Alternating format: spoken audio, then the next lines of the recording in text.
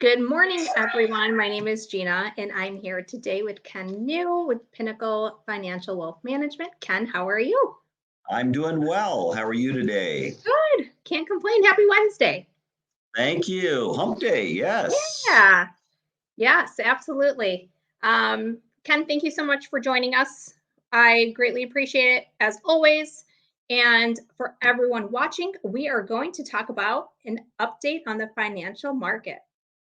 So, Ken, we are already over halfway through this year already. So, we're here to talk about, like I said, the financial market update and what it's looking like for August. What is the financial market forecast for August, Ken? Well, when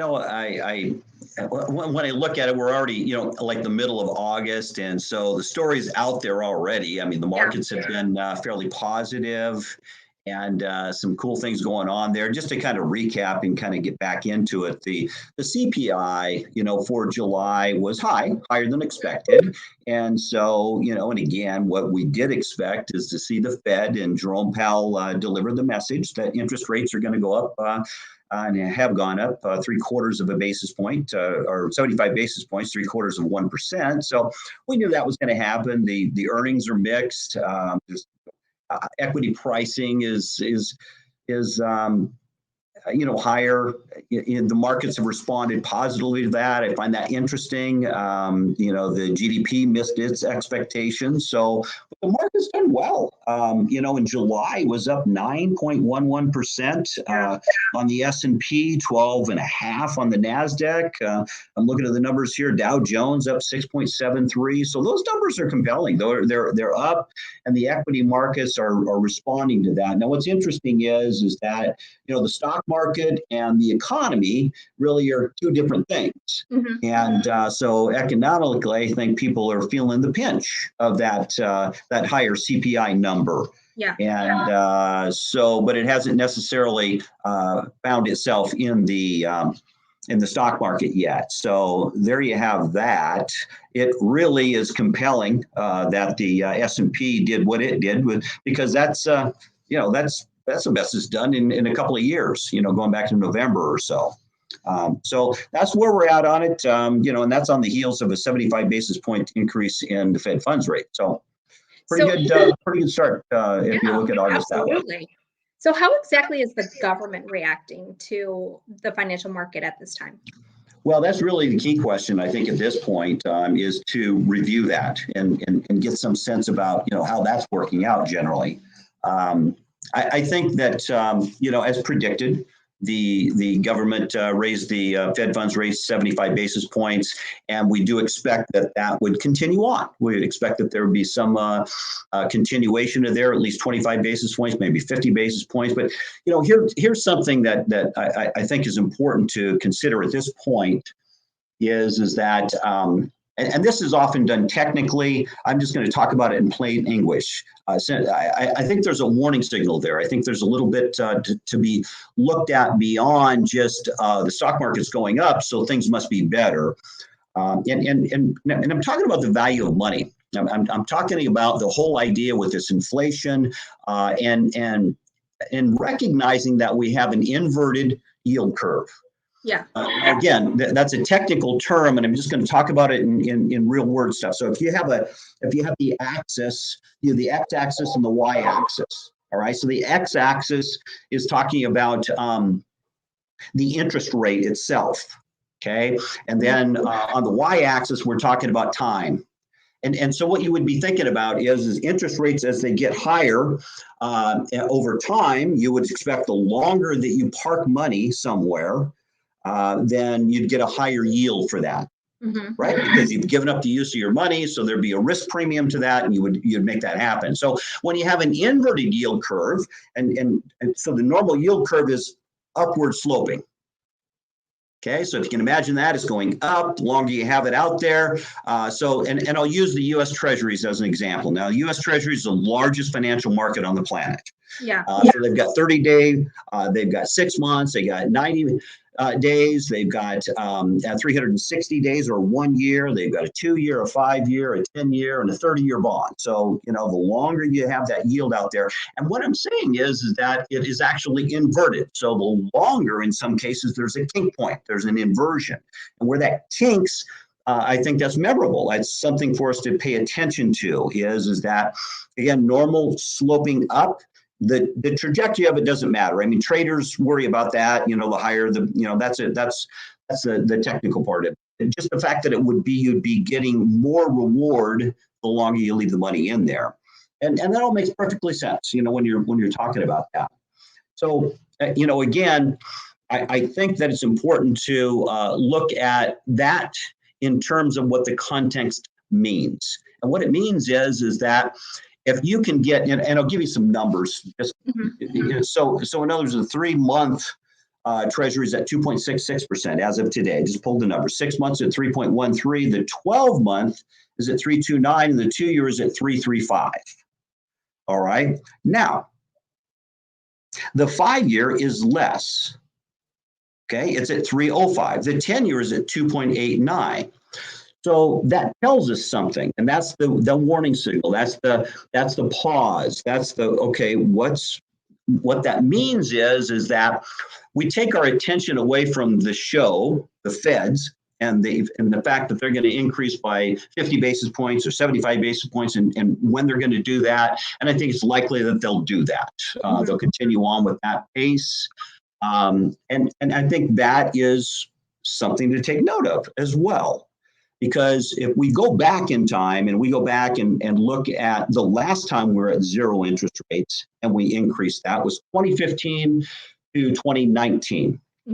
So 4 years, we had zero interest rates and we went up to 2.5% over a 4-year period. Now, we are currently in an increasing interest rate environment that started at zero and is at 4% now. And it's taken, 8 or 9 months to get there. All right, so much more rapid. And so again, that's of note is for us to recognize that. Now, how do we recognize that without just, getting all technical and interesting about that? And I think that the Fed funds rate has a lot to do with the short-term rates. Those interest rate increases affect things short-term. Long-term, we have to look at the interbank rate. So, and that's technically called the dollar-euro futures market. And all that is that what that means is what does it take interest rate wise to borrow money from another bank? So if banks want to leverage their balance sheet, and Deutsche Bank is going to borrow money from UBS, and you're going to have Credit Suisse borrow from Wells Fargo or Citi or any of that kind of overnight, it's usually done overnight or as long as 1 week. And what is it costing to do that? And that's what we're seeing in this inverted yield curve is that the short-term rates are fairly solid, but at that 2-year mark, now we're starting to see that inflection, that kink. So that tells us that what that tells us really is that they're looking for something bad to happen. Not me, I'm just looking at their data. But it's telling us that they're not willing to pay a higher interest rate for those longer yields. They're thinking that there's something bad going to happen. And that's why I take a moment for pause here to recognize that those are some of the smartest people on the planet.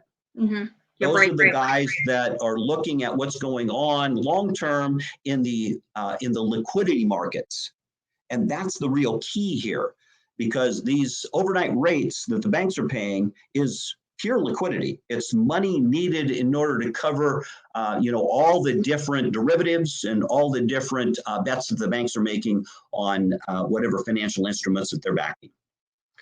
Right, so I would leave you with that type of question mark at this point, and for us to, sky's not falling. It's just a matter of looking at it and saying, really smart people are saying we're not going to pay higher rates for longer terms at this point because we think there's something economically going on out there. So that's what my commentary is on what does the government think? Well, they're going to continue to raise rates. They have to continue to raise rates. And that's very likely to continue to happen because again, that curve of inflation's like this, and Mhm. rates have got to come up high enough to bring it back down again. So how much do they need to do? And we're already at 4%. So we'll you see said where that continues on. And it looks to me like it's better through the end of the year to watch that, but also be very cognizant of those longer treasuries are like. That's one of the biggest markets on the planet. And it gives us a good idea of what these banks and what the liquidity markets think of long-term money. Mhm. Fair enough?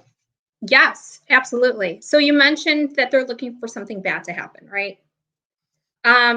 With that being said, I am hearing the word recession being used for current financial condition these days. Do you think the US is in a financial recession? Well, I don't think there's any question about that. I think politically you'd like to call it something other than a recession. And look, it's like any other bad term that you have out there. Recession isn't necessarily a bad thing. It's not a great thing, of course. Mhm. It's not what we look for. But what I worry more about is a hard landing. I worry more about the fact that the Fed is behind in terms of the tapering necessary to bring down inflation. I think they absolutely missed the boat. And I believe that because a lot of smart people believe that. If you Right. listen to some of the guys that really have some insight into this, Larry Summers is one, Nouriel Roubini another, Elharon with the Allianz. I mean, these guys are talking about this all the time. And they did not raise those rates. We kept money fast and easy for too long. Mhm. And here's the interesting thing about it is that we're also cheering a whole new reaction to what is it, 800 and something billion dollars that was just passed Right. in terms of a climate bill and many other good things that were associated with that. But here's the reaction is always to, if we have a problem, we want to print more money. And I know inside that bill, they're saying, well, we got a 15% tax that we're going to tax large corporations on. So they make $1 billion or more. We're going to hit them up for 15%. But you know what? We have printed that $800 billion today, and we're hoping to get that money over time. Yeah. Okay? So we've just added that back onto the problem that we've got. Our inflation is caused because of all this money that was printed over time. It's exasperated because of supply chain issues. That hasn't improved. China's economy is in dire straits. Yeah. And so the point of that is now our reaction to fix this is print more money. And it seems like it's a great thing on the front end, but again, it is just adding to an already precarious situation that we have of how do we keep inflation from running out of control? Because look, inflation's way more difficult than higher taxes. If you look at a typical retiree in today's world, inflation affects their financial plan much more profoundly than higher taxes. And so it's really got to be a priority to maintain that and bring down that inflation rate. Now, getting back to your question about the recession, though, technically, yes, we've had 2 straight quarters of negative GDP growth. So technically, you call that a recession. Realistically, I think that we're looking at more of a protracted recession. We're going to have, quarter after quarter of difficult scenarios. And that's why I look at this rally that we've got right now. It's nice, let's make up some ground there, but I find it to be difficult to sustain over time. We're going to find, of course, corporations doing a lot of layoffs. Earnings are going to come out. I just fear that as new information starts to come out, then, there'll be more and more of a downward trajectory for people. So it's something to be very aware of in the traded market. It isn't necessarily reflective of what the economy is happening.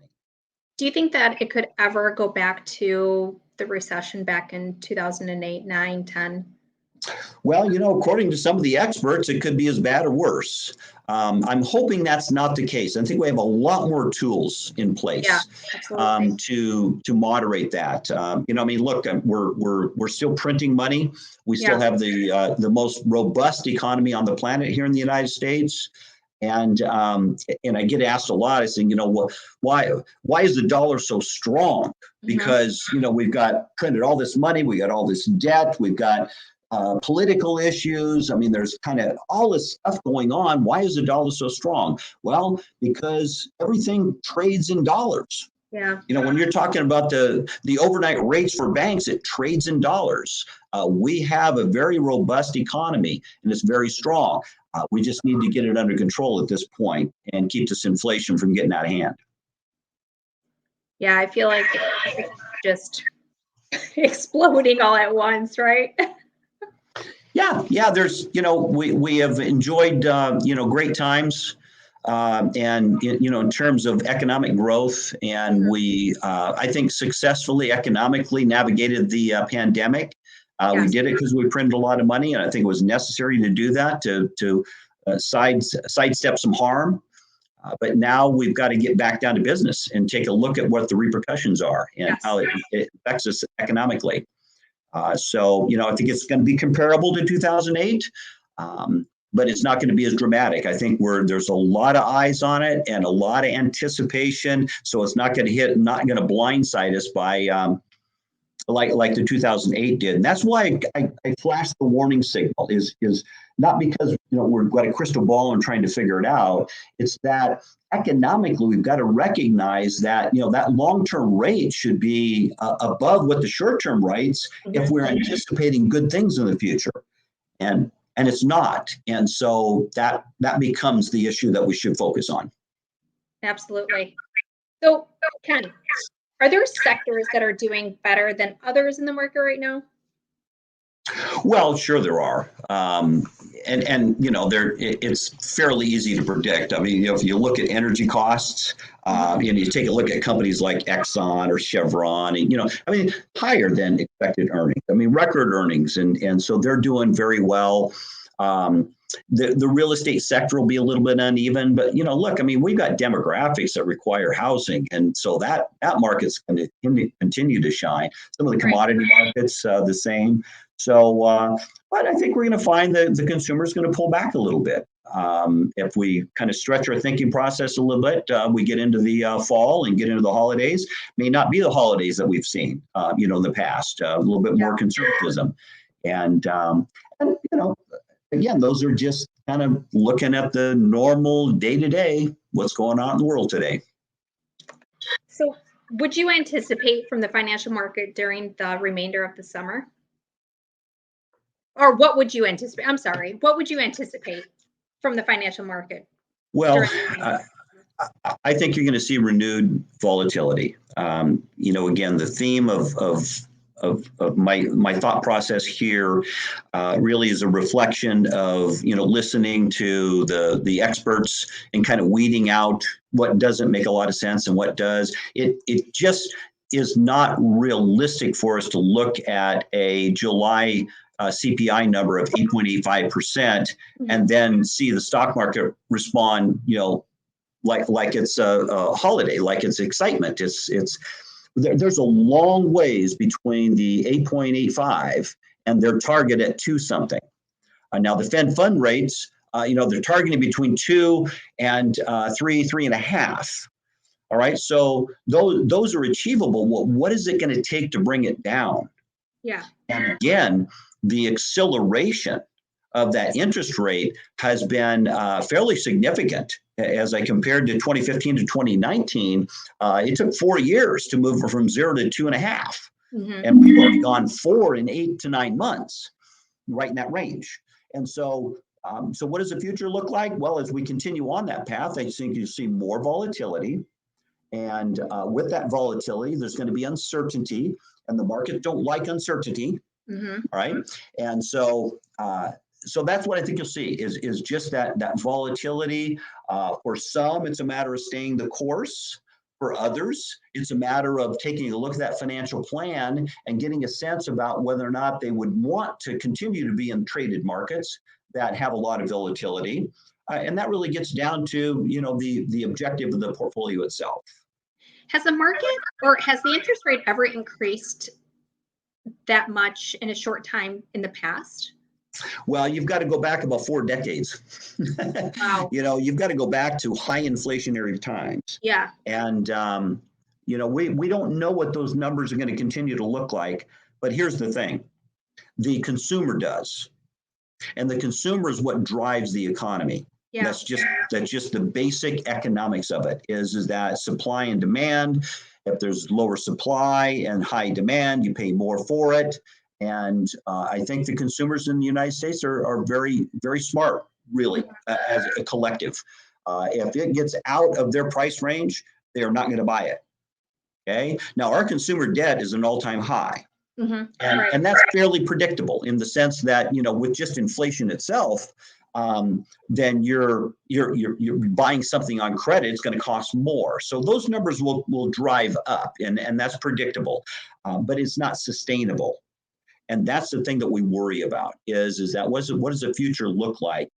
I don't know that there's any trigger, there's any catalyst that would cause, a significant change, but I think gradually over time and maybe in pockets of time, you'll see, harder landing, for different sectors. Yeah. I think technology is already showing that they're getting, hammered pretty good. Yeah. And so lots of layoffs in that particular sector and so on. So again, volatility, maybe sooner than later. We might see some volatility first quarter next year that we didn't really anticipate. Mm-hmm. So it'll be interesting to see how well the economy reacts to these increases in interest rate as they try to bring down inflation, because that's the key right now is to bring down that cost. So there you have it. Well, hopefully it'll all even itself out soon. So, so we can look for a brighter future. Well, it's important to know what your path looks like. Yeah. And so if we realize that we want to be more conservative in our spending habits, then, maybe we're not going to make that big purchase now. Maybe we're going to be a little bit more conservative and think that through, especially if we're starting to look at that trajectory at maybe the next year versus, next few months. I mean, I went off on a path talking about the idea that not so much what's going on in August or maybe even bringing September in there, but to look at this fall as being one of those time frames where, we've got to contract a little bit as the consumers, as a government, any spending that's out there would contract during that period of time. And then we may be looking at it more in the first, second quarter of next year. And then there may be some stabilization in there. But yeah, I think realistically, we may be on a little bit longer path in terms of 6 months to a year versus, 30 days to the next couple of months. Right. Yeah. Well, thank you so much for joining us. I'm sure everyone watching right now has always questions about the market. And so we appreciate this update. Thank you so much for taking the time out of your day. You are welcome. Yeah, it was good seeing you again. Absolutely.